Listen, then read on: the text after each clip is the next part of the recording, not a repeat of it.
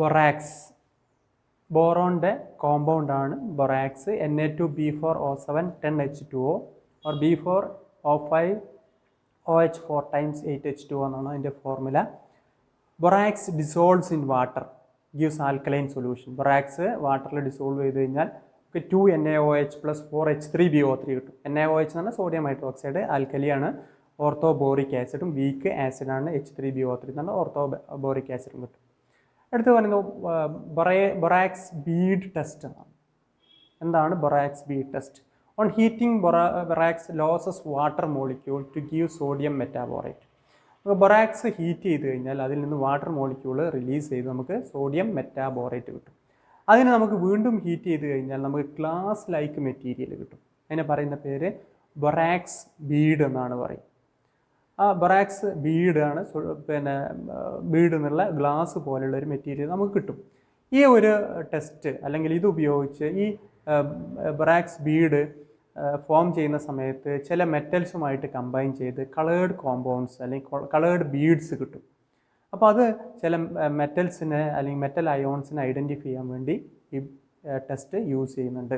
Okay, when borax is heated in a burner flame with cobalt ഓക്സൈഡിൻ്റെ പ്രസൻസിൽ borax heat ചെയ്യണം. അവിടെ loop of platinum wire, ഒരു platinum വയറിൻ്റെ ലൂപ്പിൽ ഹീറ്റ് ചെയ്ത് കഴിഞ്ഞാൽ നമുക്ക് അവിടെ ഓരോ മെറ്റലിനനുസരിച്ചും ഡിഫറെൻ്റ് ആയിട്ടുള്ള കളേഴ്സ് നമുക്ക് കിട്ടും. ഡിഫറെൻറ്റ് കളറുള്ള ബീഡ്സ് കിട്ടും. അപ്പോൾ ആ ബീഡ്സിൻ്റെ കളറിൽ നിന്ന് നമുക്ക് ബൊറാക്സ് ബീഡിൻ്റെ കളറിൽ നിന്ന് നമുക്ക് ഏത് മെറ്റലാണ് അതിൽ പ്രസൻറ്റ് എന്ന് നമുക്ക് ഐഡൻറ്റിഫൈ ചെയ്യാൻ പറ്റും. അത് ആ ബൊറാക്സ് ബീഡ് ഫോം ചെയ്യുന്ന സമയത്ത് നമ്മൾ കൊബാൾട്ട് ഓക്സൈഡാണ് ഇവിടെ ഉപയോഗിച്ചത്. അപ്പോൾ കൊബാൾട്ട് ഓക്സൈഡ് ഉപയോഗിച്ചുകൊണ്ട് കൊബാൾട്ടിൻ്റെ ഒരു ഐഡൻറ്റിഫൈ ചെയ്യുന്ന കളർ അല്ലെങ്കിൽ അതിൻ്റെ ഒരു ക്യാരക്ടറിസ്റ്റിക് കളറായിട്ട് ബ്ലൂ കളേർഡ് ബീഡ് ഫോം ചെയ്യുന്നതായിട്ടാണ്. അത് കോപ്പറിൻ്റെ ആണെങ്കിൽ കോപ്പറിൻ്റെ കോംപ്ലക്സ് ആണ് നമ്മൾ ഉപയോഗിച്ചിട്ടുണ്ടെങ്കിൽ, അല്ലെങ്കിൽ കോപ്പർ പ്രസൻറ്റ് എക്സിസ്റ്റ് ചെയ്യുന്ന ഒരു ഓക്സൈഡോ ഒക്കെയാണ് യൂസ് ചെയ്യുന്നുണ്ടെങ്കിൽ ഈ ബോറിക് അൺഹൈഡ്രൈഡ് ആയിട്ട് കൂടി ചേർന്നിട്ട് അത് ബൊറാക്സ് ബീഡ്, ഗ്രീൻ കളറുള്ള ബൊറാക്സ് ബീഡാണ് നമുക്ക് കിട്ടുക. അപ്പോൾ ഏതാണോ മെറ്റൽ ഉള്ളത് അതിൻ്റെ ക്യാരക്ടറിസ്റ്റിക് ആയിട്ടുള്ള കളറാണ് ആ ബീഡ്സിന് കിട്ടുക. ഇങ്ങനെയാണ് ബൊറാക്സ് ബീഡ് ടെസ്റ്റ് ഉപയോഗിച്ച് മെറ്റൽ അയോൺസിനെ ഐഡൻറ്റിഫൈ ചെയ്യുന്നത്. ഇവിടെ B2O3 എന്നുള്ള ബോറിക് ഓക്സൈഡാണ് ഈ കൊബാൾട്ട് ഓക്സൈഡുമായിട്ട് അല്ലെങ്കിൽ ഈ മെറ്റലുമായിട്ട് കമ്പൈൻ ചെയ്ത് കളേർഡ് ബീഡ് ഉണ്ടാക്കാൻ വേണ്ടി സഹായിക്കുന്നത്. ഏതാണോ നമ്മളെടുത്ത സാൾട്ടിലുള്ള മെറ്റൽ അയോൺ അതിന് ക്യാരക്ടറിസ്റ്റിക്സ് ആയിട്ടുള്ള മെറ്റാബോറേറ്റ്സ് അല്ലെങ്കിൽ ആ മെറ്റൽ അയോണിൻ്റെ മെറ്റാബോറേറ്റ് ആണ് അവിടെ ഫോം ചെയ്യുന്നത്. ആ മെറ്റാബോറേറ്റ് ആണ്, ഇപ്പോൾ കോപ്പർ ആണെങ്കിൽ കോപ്പർ മെറ്റാബോറേറ്റ്, കൊബാൾട്ട് ആണെങ്കിൽ കൊബാൾട്ട് മെറ്റാബോറേറ്റ്, മാംഗനീസ് ആണെങ്കിൽ മാംഗനീസ് മെറ്റാബോറേറ്റ് ആണ് ഫോം ചെയ്യുക. ആ മെറ്റാബോറേറ്റ് ആണ് ബീഡ്. അതിനായിരിക്കും സ്പെസിഫിക് ആയിട്ടുള്ള കളറ് ഉണ്ടാവുന്നത്. ഓർത്തോബോറിക് ആസിഡ് അല്ലെങ്കിൽ boric acid prepared by acidifying an aqua solution of borax. ബൊറാക്സിൻ്റെ അക്വ സൊല്യൂഷനെ ആസിഡിഫൈ ചെയ്യാണ്. അതായത് Na2B4O7 എന്നുള്ള ബൊറാക്സിനെ HCl plus 5H2O ബൊറാക്സ് സൊല്യൂഷനെ ആസിഡിഫൈ ചെയ്യുമ്പോൾ നമുക്ക് NaCl സോഡിയം ക്ലോറൈഡ് കിട്ടും. അതിൻ്റെ കൂടെ 4BOH ത്രൈസ് അല്ലെങ്കിൽ H3BO3 അതാണ് ഓർത്തോബോറിക് ആസിഡ് അല്ലെങ്കിൽ ബോറിക് ആസിഡ്. അതേപോലെ by hydrolysis of boron hydride and halide, boron ഹൈഡ്രൈഡിനെ ഹൈഡ്രോളിസിസ് നടത്തി കഴിഞ്ഞാൽ നമുക്ക് BOH ത്രൈസ് അല്ലെങ്കിൽ H3BO3 എന്നുള്ള ഓർത്തോബോറിക് ആസിഡ് അല്ലെങ്കിൽ ബോറിക് ആസിഡ് കിട്ടും. It is a weak monobasic acid act as Lewis acid. നമുക്കറിയാം ബോറോണിൻ്റെ പ്രത്യേകത നമ്മൾ പറഞ്ഞിട്ടുണ്ട്, അത് വീക്ക് ലൂയിസ് ആസിഡായിട്ട് ആക്ട് ചെയ്യും. നമുക്ക് BOH3 ഓർത്തോബോറിക് ആസിഡ് വാട്ടറുമായിട്ട് റിയാക്ട് ചെയ്ത് കഴിഞ്ഞാൽ നമുക്ക് BOH4 ടൈംസ് കിട്ടും. അതായത് ടെട്രാ വാലൻസിയുള്ള ഒരു പ്രോഡക്റ്റ് നമുക്ക് കിട്ടും, plus H3O plus. Orthoboric acid gives metaboric acid at 370 Kelvin. Further heating gives boric oxide. Okay. H3BO3 നമ്മൾ 370 കെൽവിനിൽ ഹീറ്റ് ചെയ്ത് കഴിഞ്ഞാൽ നമുക്ക് കിട്ടുന്നതാണ് മെറ്റാബോറിക് ആസിഡ്. H3BO3 ഹീറ്റ് ചെയ്യുമ്പോൾ അതിനൊരു വാട്ടർ മോളിക്യൂൾ ലോസ് ആവും, HBO2 ആയിട്ട് മാറും. അതാണ് മെറ്റാബോറിക് ആസിഡ്. മെറ്റാബോറിക് ആസിഡിനെ വീണ്ടും ഹീറ്റ് ചെയ്ത് കഴിഞ്ഞാൽ ബോറിക് ഓക്സൈഡ് B2O3 എന്നുള്ള പ്രോഡക്റ്റ് കിട്ടും. Boric acid is a weak acid. B2O3 weak acid ആണ്. It is not able to release H+. ഇത് പരീക്ഷയ്ക്ക് ചോദിക്കുന്ന ഒരു ചോദ്യമാണ്. Boric acid is a weak acid. Why? It is not able to release H+. B2O3 ആണ് H3BO3 ആണ് boric acid. ഈ boric acid എന്തുകൊണ്ടാണ് വീക്ക് ആസിഡായിട്ട് ആക്ട് ചെയ്യാനുള്ള കാരണം? നമുക്കറിയാം BOH ത്രൈസ് ആണ്. ബോറോണുമായിട്ട് 3 OH ഗ്രൂപ്പ് അറ്റാച്ച് ചെയ്ത രൂപത്തിലാണ് അതിൻ്റെ സ്ട്രക്ചർ. അപ്പോൾ നമുക്ക് അതിന് ഒരിക്കലും H+ റിലീസ് ചെയ്യാൻ കഴിയില്ല. It is not able to release H+ ions on its own. സ്വന്തമായിട്ട് H+ അയോൺസ് റിലീസ് ചെയ്യാൻ സാധ്യമല്ല. പിന്നെ അത് എന്ത് ചെയ്യുക? It receives hydroxyl ion. അതെന്ത് ചെയ്യും? ഇതിന് തൊട്ട് മുകളിൽ കാണിച്ച പോലെ H3BO3 2HOH എന്ന് കൊടുത്തിട്ടുണ്ട്. അത് ഇവിടെ കൊടുത്തിട്ടുള്ള റിയാക്ഷൻ. അതുപോലെ എന്ത് ചെയ്യും? വാട്ടറിൽ നിന്ന് ഒരു OH അയോണിനെ റിസീവ് ചെയ്യും. അപ്പോൾ എന്തായിട്ട് മാറും? എന്നിട്ട് അത് ഓക്റ്ററ്റ് കംപ്ലീറ്റ് ചെയ്യും. ആ സമയത്ത് ആ വാട്ടറിൽ നിന്ന് ഒരു H+ റിലീസ് ചെയ്യും. അതാണ് അവിടെ അസിഡിക് ക്യാരക്ടറിന് കാരണമായിട്ടുള്ളത്. അതായത് H3BO3 ഒരു OHനെ സ്വീകരിച്ചിട്ട് അത് OH- സ്വീകരിച്ച് BOH 4 ടൈംസ് ആയിട്ട് മാറും മൈനസ്. അതിലേക്ക് അപ്പോൾ വാട്ടറിൽ നിന്ന് H2O എന്ന് റിലീസ് ചെയ്യുന്ന ഒരു H+ അയോണാണ് അതിൻ്റെ അസിഡിക് ക്യാരക്ടർ നൽകുന്നത്. അതുകൊണ്ടാണ് അത് വീക്ക് ആസിഡായിട്ട് ആക്ട് ചെയ്യാനുള്ള കാരണം. It has no ability to release H+ ion by its own. It has only ability to receive OH- ion from water, then releases H+ from the water molecule. Diborane, prepared by treating boron trifluoride BF3 with lithium aluminium hydride LiAlH4 in diethyl ether. Diethyl ether in the presence BF3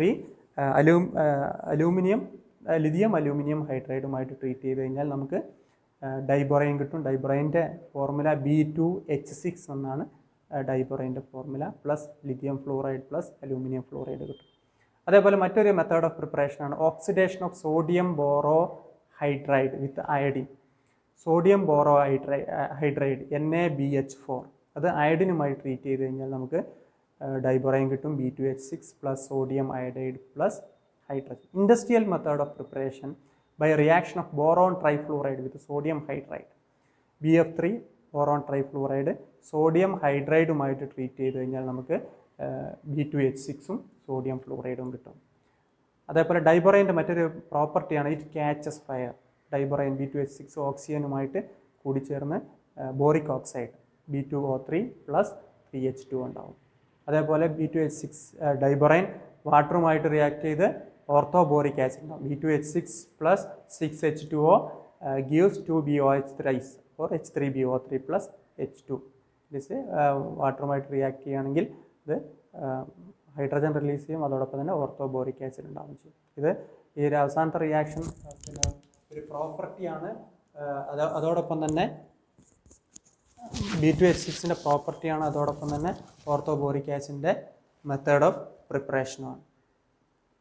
Undergoes cleavage reaction with Lewis bases. B2H6 diborane Lewis ബേസുമായിട്ട് carbon monoxide പോലുള്ള Lewis ബേസുമായിട്ട് cleavage reactions നടക്കും. ഇവിടെ കൊടുത്തിട്ടുണ്ട് B2H6 plus 2CO gives 2BH3CO. Cleavage reactions നടക്കും. Reaction with ammonia B2H6 അമോണിയയുമായിട്ട് react ചെയ്ത് കഴിഞ്ഞാൽ B2H6 2NH3 എന്നുള്ള കോംപ്ലക്സ് കിട്ടും. Further heating gives borazine. അത് ഏറ്റവും ഇമ്പോർട്ടൻ്റ് ആണ്. ഇനോർഗാനിക് ബെൻസീൻ ബൊറാസിൻ ആണ്. ഇനോർഗാനിക് ബെൻസീൻ ഒരു മാർക്കിൻ്റെ ചോദ്യം ചോദിക്കാറുണ്ട്.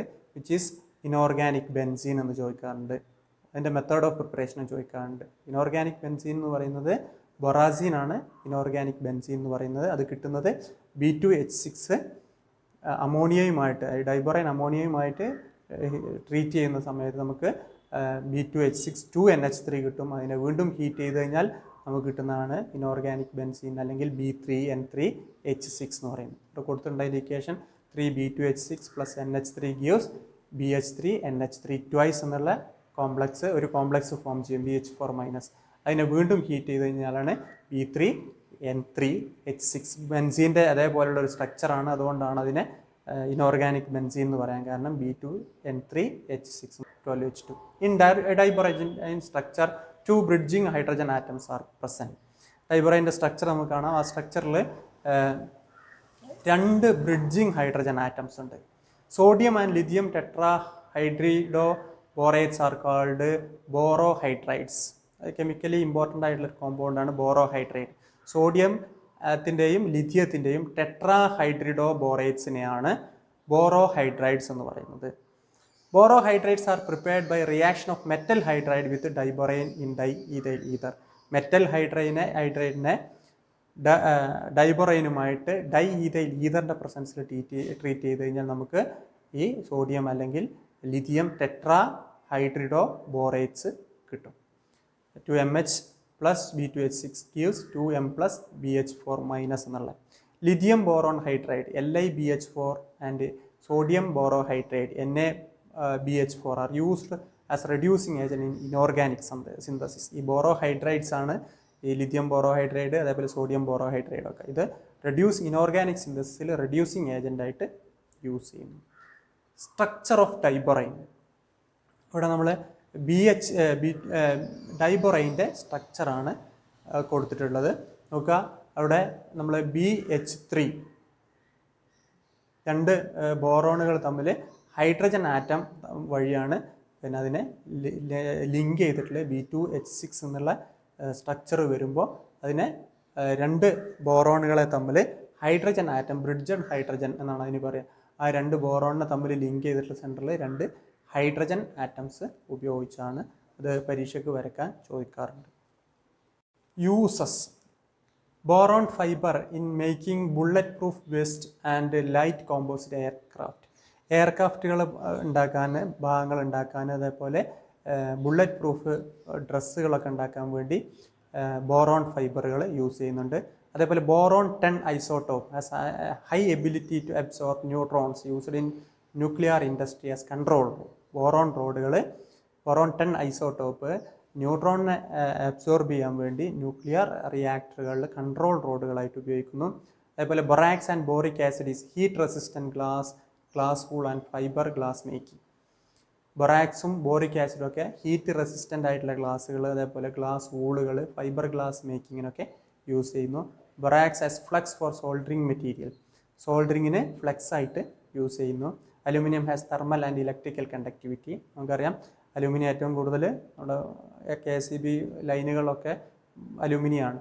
അതിൻ്റെ ഇലക്ട്രിക്കൽ കണ്ടക്ടിവിറ്റിയാണ്. അതേപോലെ വീട്ടിൽ പാത്രങ്ങളായിട്ട് ഉപയോഗിക്കാനുള്ള കാരണം, ചെമ്പുകളൊക്കെ അങ്ങനെ ഉപയോഗിക്കാൻ കാരണം അതിൻ്റെ തെർമൽ കണ്ടക്ടിവിറ്റി കൂടുതലായതുകൊണ്ടാണ്. യൂസ്ഡ് ഇൻ യുട്ടൻസിൽ മേക്കിംഗ്, വീട്ടിൽ പാത്രങ്ങൾ കാര്യങ്ങളൊക്കെ ഉണ്ടാക്കാൻ വേണ്ടി ഉപയോഗിക്കുന്നു.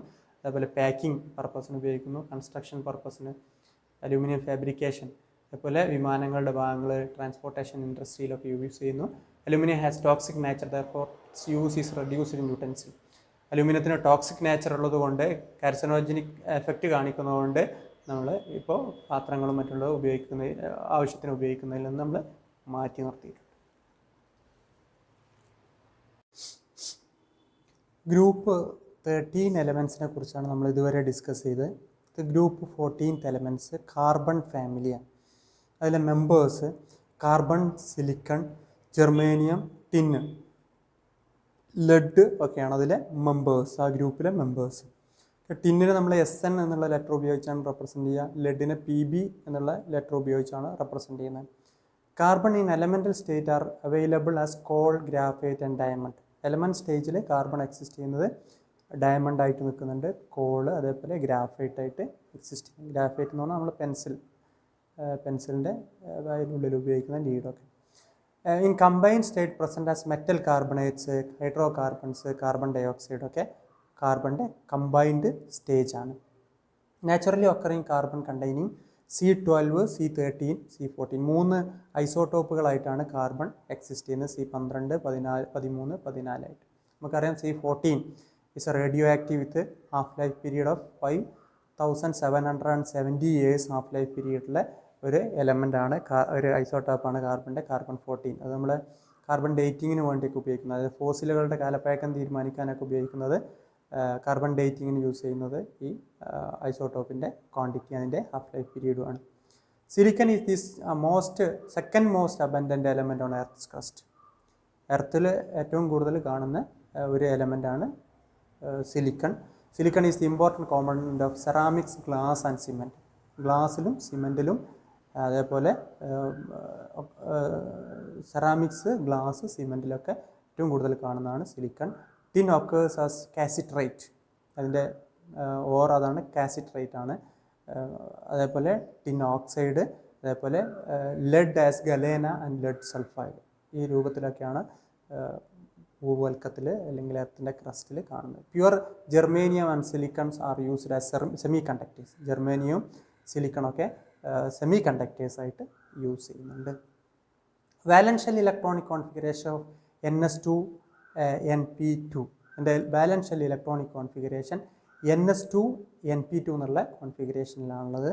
A large increase in the covalent radius from carbon to silicon and a small increase in radius from silicon to lead is observed due to the presence of completely filled D and F orbitals in heavier members. നമ്മൾ 13ാം ഗ്രൂപ്പിന് പറഞ്ഞ അതേ കാര്യം തന്നെയാണ് ഇവിടെ repeat ചെയ്യുന്നത്. കാർബണിൽ നിന്ന് സിലിക്കണിലേക്ക് ഒരു ലാർജ് ഇൻക്രീസ് ഉണ്ട് അറ്റോമിക് സൈസിന്. എന്നാൽ അവിടുന്ന് സിലിക്കണിൽ നിന്ന് ലെഡിലേക്ക് താഴോട്ട് ഏറ്റവും അവസാനത്തെ മെമ്പറിലേക്ക് എത്തുമ്പോഴേക്കിന് അവിടെ increase in radius, small increase in റേഡിയസേ കാണുന്നുള്ളൂ. അതിനുള്ള കാരണം D ആൻഡ് F ഇലക്ട്രോൺസിൻ്റെ പ്രസൻസ് ആണ്. അതിന് പുവർ സ്ക്രീനിങ് എഫക്റ്റ് ആണ്, ഷീൽഡിങ് എഫക്റ്റ് കുറവാണ്. അതുകൊണ്ട് തന്നെ അട്രാക്റ്റീവ് പവർ കൂടുതലായിരിക്കും. ഷെല്ലിൻ്റെ എണ്ണം കൂടുന്നുണ്ടെങ്കിലും അതിനനുസരിച്ചുള്ള ഒരു അറ്റോമിക് സൈസ് ഇൻക്രീസ് ചെയ്യുന്നുണ്ടാവില്ല. Ionisation enthalpy decreases down the group. താഴേക്ക് പോകുന്നതിനനുസരിച്ച് അറ്റോമിക് സൈസിൽ ചെറിയ ഇൻക്രീസ് ഉള്ളതുകൊണ്ട് തന്നെ അയണൈസേഷൻ എൻതാൽപ്പി ഡിക്രീസ് ചെയ്യും. First ionisation enthalpy of group 14 members is higher than the members of group 13. Group 13-നേക്കാളും ഫസ്റ്റ് അയണൈസേഷൻ എൻതാൽപ്പി കൂടുതലായിരിക്കും ഗ്രൂപ്പ് 14-ന്. അതിനുള്ള കാരണം ഗ്രൂപ്പ് 13-ൽ NS2 NP1 ആണ്. ആ പിയിൽ ഒരു ഇലക്ട്രോൺ ലോസ് ചെയ്യുന്നതോടുകൂടി NS2 എന്നുള്ള ഫുള്ളി ഫീൽഡ് ഓർബിറ്റിലാണ്. എന്നാൽ ഗ്രൂപ്പ് 14 ആകുമ്പോൾ NS2 NP2 ആണ്. അപ്പോൾ ഒരു ഇലക്ട്രോൺ നഷ്ടപ്പെട്ടതുകൊണ്ട് പ്രത്യേകിച്ചൊന്നുമില്ല. അതേപോലെ തന്നെ മറ്റൊരു കണ്ടീഷൻ അവിടെയുള്ള NS2 ഒരു ഇലക്ട്രോൺ NPയിലേക്ക് ട്രാൻസ്ഫർ ചെയ്ത് കഴിഞ്ഞാൽ ഫുള്ളി ഹാഫ് ഫീൽഡ് കണ്ടീഷനും പോസിബിൾ ആണ്. അതുകൊണ്ടാണ് ഫസ്റ്റ് അയണൈസേഷൻ എൻതാൽപ്പി ഗ്രൂപ്പ് 14 എലമെൻറ്റിൽ കൂടാൻ കാരണം. Group 14 elements are slightly more electronegative than group 13 due to smaller size.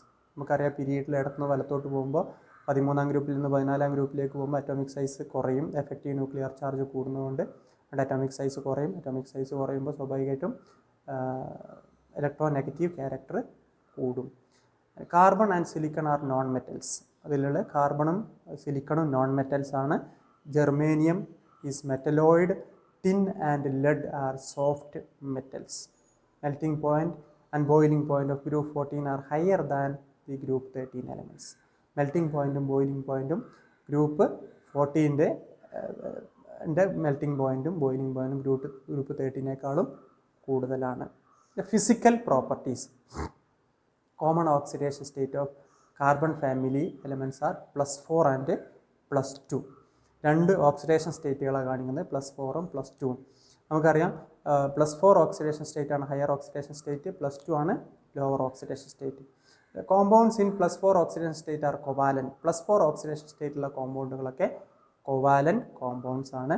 In heavier members the tendency to show +2 oxidation state increases due to the inability of NS2 electrons of valence shell in participating bonding. നമ്മൾ നേരത്തെ പറഞ്ഞൊരു കാര്യം തന്നെയാണ്. ഇതിനാണ് inert pair effect എന്ന് പറയാം. അതായത് ഗ്രൂപ്പിൽ താഴോട്ട് പോകുന്നതിനനുസരിച്ച് ഹയർ ഓക്സിഡേഷൻ സ്റ്റേറ്റിലെ കോമ്പൗണ്ട് സ്റ്റെബിലിറ്റി കുറയുകയും ലോവർ ഓക്സിഡേഷൻ സ്റ്റേറ്റിലെ കോമ്പൗണ്ട് സ്റ്റെബിലിറ്റി കൂടുകയും ചെയ്യും. എന്ന് പറഞ്ഞു കഴിഞ്ഞാൽ NS2 NP2-ലെ ഇലക്ട്രോൺസ് മാത്രമേ താഴേക്ക് പോകുന്നതിനനുസരിച്ച് ഹയർ മെമ്പേഴ്സ് പിന്നെ ബോണ്ടിങ്ങിൽ പങ്കെടുക്കുള്ളൂ. NS2 ഹോൾഡ് ചെയ്യും. എഫക്റ്റീവ് ന്യൂക്ലിയർ ചാർജ് താഴോട്ട് വരുന്നതനുസരിച്ച് കൂടുന്നതുകൊണ്ട് ആ അട്രാക്റ്റീവ് പവർ, ഷീൽഡിങ് എഫക്റ്റ് കുറവാണ് DF ഇലക്ട്രോൺസിൻ്റെ. അതിൻ്റെയൊക്കെ ഫലമായിട്ട് NS2-ലെ ഇലക്ട്രോണിനെ ഇനേർട്ടാക്കി ന്യൂക്ലിയസ് അട്രാക്റ്റ് ചെയ്ത് നിർത്തും. അതുകൊണ്ടാണ് ഈ ഒരു ഇനേർട്ട് പെയർ എഫക്റ്റ് കാണിക്കുന്നത്. Carbon cannot exceed its valency more than 4 due to unavailability of D orbital. കാർബണിൻ്റെ മാക്സിമം വാലൻസി 4 പറ്റുള്ളൂ. അതിനപ്പുറമുള്ള ടെട്രാ വാലൻസിക്കപ്പുറം കാർബൺ കാണിക്കുന്നില്ല. അതിനുള്ള കാരണം D ഓർബിറ്റൽസ് നോൺ അവൈലബിൾ ആയതുകൊണ്ടാണ്.